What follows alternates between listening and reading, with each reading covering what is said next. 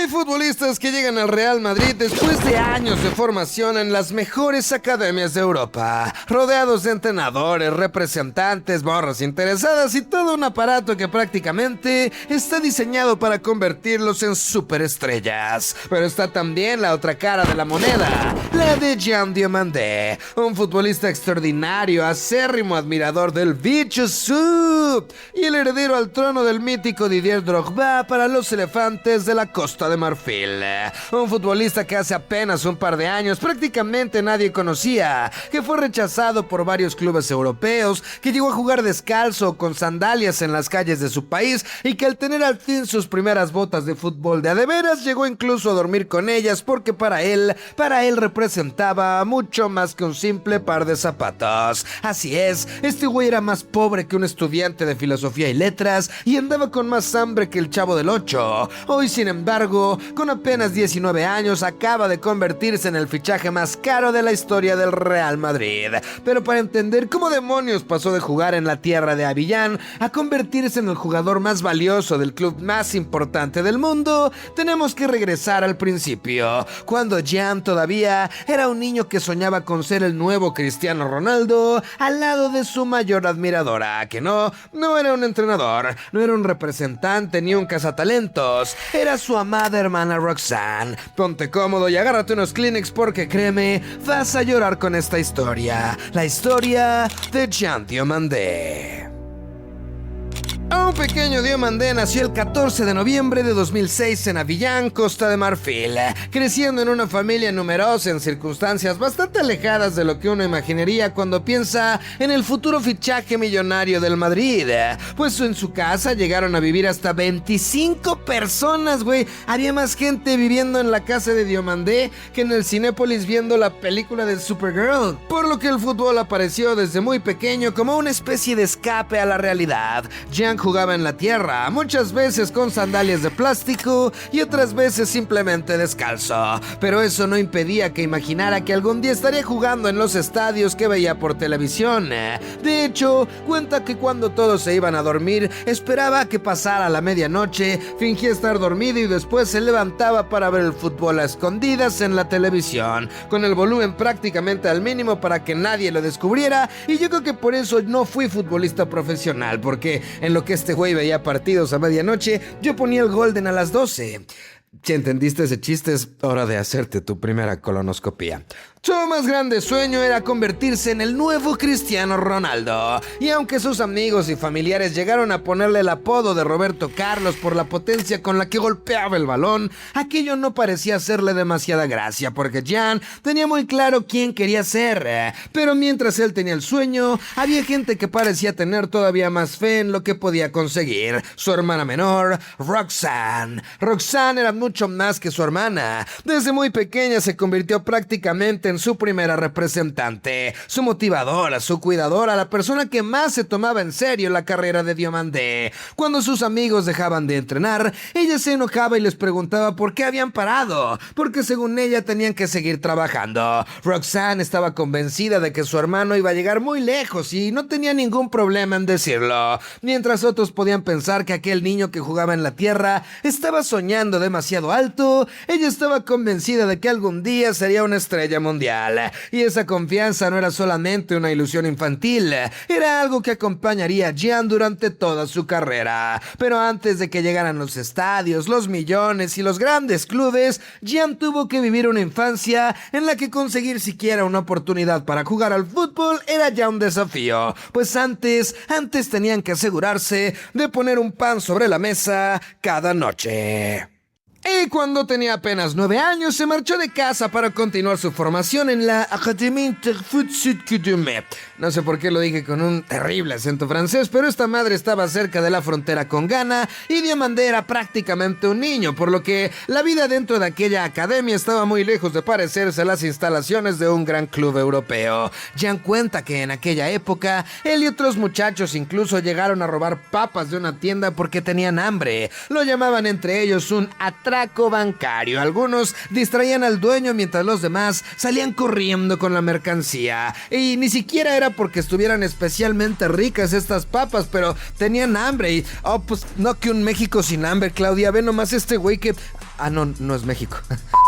Aquello terminó convirtiéndose con los años en uno de esos recuerdos que Jan recuerda con cariño. Después llegaron sus primeras botas de fútbol de verdad y para él aquello era prácticamente un tesoro, pues hay que recordar que venía de jugar con sandalias o incluso descalzo y de repente ya tenía unos tacos que representaban la posibilidad de que aquel sueño pudiera convertirse en realidad. Eran tan importantes para él que incluso llegó a dormir con ellos puestos, pero la historia todavía tenía que llevarlo aún mucho más lejos. A los 15 años, Jan cruzó el Atlántico y se marchó a Estados Unidos para continuar con su formación académica en la DMA Academy de Florida. Y ahí comenzó otra aventura porque además de adaptarse a un país completamente distinto, tenía que enfrentarse a lo más raro de la Unión Americana. No era que toda su comida engordara.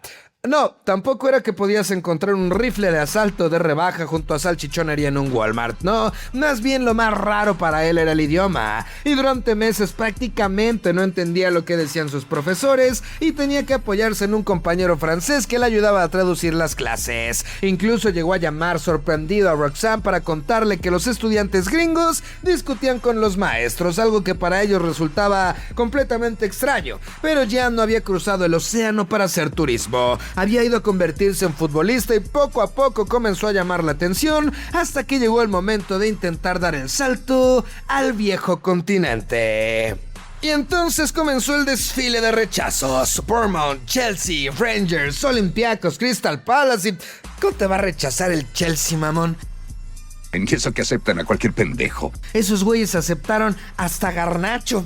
En fin, muchos otros clubes observaron a Jan, lo probaron y finalmente dijeron que en el pastel. En algunos casos ni siquiera recibió una explicación clara del por qué. Él simplemente veía como una puerta tras otra se cerraba. Y cuando su visa estaba a punto de terminar, el sueño parecía estar llegando a su final. Tuvo que regresar a África y aquel momento fue especialmente duro porque tanto él como Roxanne lloraron juntos pensando que tal vez se habían equivocado. Pensando que quizá todo había terminado incluso antes de empezar, pero una semana después apareció una oportunidad que lo cambiaría absolutamente todo. El Leganés decidió confiar en él. Jan firmó con el club español y de repente aquel muchacho al que varios equipos habían rechazado estaba a punto de entrar en el fútbol profesional. Y aquí es donde la historia parece estar escrita por alguien que quiso exagerar el guión, porque apenas unos meses después de llegar a España, Jan Diomandé hizo su debut profesional en primera ante nada más y nada menos que el Real Madrid. Aquel niño que había pasado tantas noches escondido viendo al Madrid de Cristiano por televisión, ahora estaba dentro de una cancha enfrentándolo. Y por si eso fuera poco, después del partido terminó intercambiando su camiseta con el líder supremo Mbappé, uno de los futbolistas que él y Roxanne también habían visto juntos durante años. Para cualquier joven de 18 años, aquello ya había sido una locura, pero para Jan tenía un significado todavía más especial, porque Roxanne solía bromear constantemente con que Mbappé era muy bueno, sí, pero que su hermano sería mucho mejor. Lo que Jan no sabía era que aquella etapa de su vida estaba a punto de cambiar para siempre, y que una de las personas más importantes de su historia ya no estaría ahí para verlo. Y es que a pocas semanas después de aquel debut llegó la llamada que ningún hermano debería recibir. Jan estaba en España cuando comenzaron a comunicarse con él desde Costa de Marfil, donde finalmente recibió la noticia. Roxanne había fallecido. Tenía apenas 15 años y según lo que le comunicaron, alguien le habría puesto una sustancia en su bebida durante una fiesta y ella nunca despertó. Jan quedó completamente devastado y como él mismo ha contado, nunca recibió todas las respuestas que necesitaba para entender exactamente qué es lo que había sucedido. Pero lo más doloroso no era únicamente haber perdido a su hermana, era haber perdido a la persona que más había creído en él desde que todo aquello era solamente un sueño. La niña que le decía que siguiera entrenando, que se burlaba de sus amigos cuando dejaban de practicar, la que estaba convencida de que algún día su hermano sería el mejor del mundo. La persona con la que había imaginado un futuro juntos ya no estaría ahí para verlo lograr el sueño de ambos. Después de su muerte, Jan escribió una carta para Roxanne y esa carta es probablemente la parte más importante de toda esta historia, porque ahí entendemos que el fútbol dejó de ser solamente una profesión, se convirtió en su manera de mantener viva la relación con ella. Jan explicaba que con apenas 10 años de edad, su hermana ya se comportaba como su manager, recordando cómo soñaban juntos con cambiar su vida a través del fútbol, tener sus propios coches, su propio departamento, aquellas tardes donde Diomandé le prometía a su hermana que cuando lo lograra, ella nunca iba a tener que preocuparse por nada, pues ella era la única que siempre creyó que podía ser el nuevo Cristiano Ronaldo, aun cuando todos sus amigos y familiares se reían de él, rematando con una frase que cambia completamente la manera de entender lo que vino después, porque ya no solamente estaba intentando convertirse en futbolista de élite, estaba intentando cumplir una promesa que había comenzado mucho antes, cuando dos hermanos veían fútbol juntos y soñaban con todo lo que algún día podrían conseguir.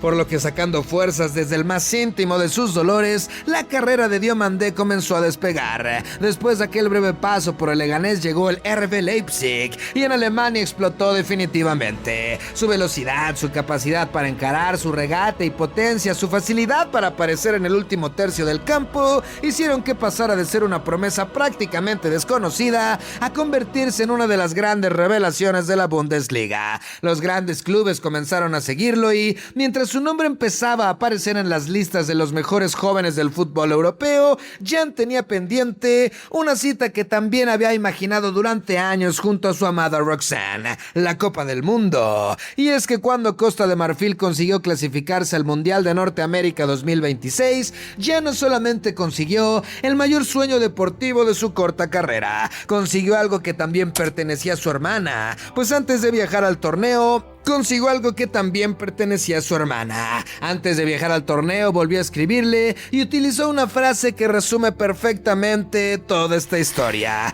La cancha es el único lugar donde todavía me siento en casa, el único donde puedo hablar contigo aún. Solo desearía que estuvieras aquí para decirte que lo logramos. Todo lo que dijiste se hizo realidad. Mañana nos vamos al Mundial. Tu hermano va a jugar para Costa de Marfil, como Drogba, como Yaya, como Gervinho. No lo veo como un partido, sino como un escenario para mostrarle al mundo entero lo que tuviste en mí. Cada vez que marque un gol, me aseguraré de que todos sepan mi nombre y de que nadie olvide el tuyo. Y cuando se puso aquella camiseta naranja, no estaba representando solamente una selección, estaba llevando consigo una historia familiar. Cada carrera, cada regate, cada minuto en aquella Copa del Mundo tenía un significado mucho más profundo, porque Jan estaba haciendo realidad aquel sueño que había compartido con su hermana. El niño que veía los partidos escondidos a medianoche ahora estaba jugando en el escenario más grande del fútbol mundial. Y aquella niña que alguna vez le dijo que sería el mejor del planeta, aunque ya no pudiera verlo, finalmente supo que tenía razón en una cosa fundamental: su hermano sí había llegado. Diomandé hizo una buena Copa del Mundo dentro de las limitaciones de su propia selección y entonces se cruzó de nuevo el Real Madrid, el mismo club contra el que había debutado, el mismo club que había visto durante tantas noches en aquella televisión de Abiyán, el mismo club que, sin que él pudiera imaginarlo en aquel momento, terminaría convirtiéndose en el siguiente capítulo de su historia. El Madrid decidió apostar por él y lo hizo con una cifra que parece del modo carrera del FIFA: 125 millones de euros fijos y hasta otros 15 millones en variables. Esto con apenas 19 años. Jan pasó de ser un desconocido que buscaba una oportunidad en el fútbol europeo a convertirse en el fichaje más caro en la historia del Real Madrid.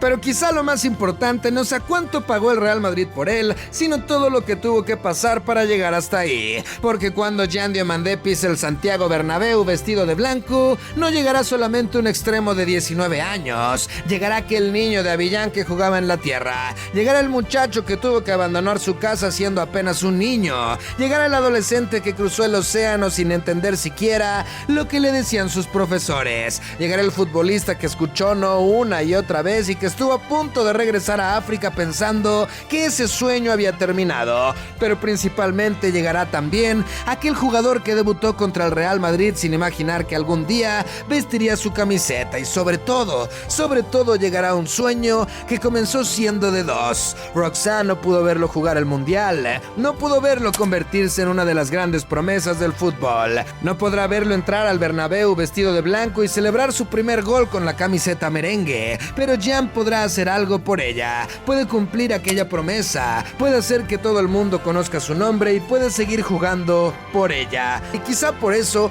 cuando marque su primer gol con el Madrid, no habrá solamente 80,000 personas celebrando en el Bernabéu, ahí estará también Roxanne, la niña de 15 años que nunca dejó de creer en su hermano, porque antes de que Florentino pusiera 125 melones sobre la mesa por Diomandé, ella ya había decidido cuánto valía su hermano. Para ella, valía convertirse en el mejor futbolista del mundo. Y ahora Jan tiene toda una carrera por delante para intentar demostrar que su hermana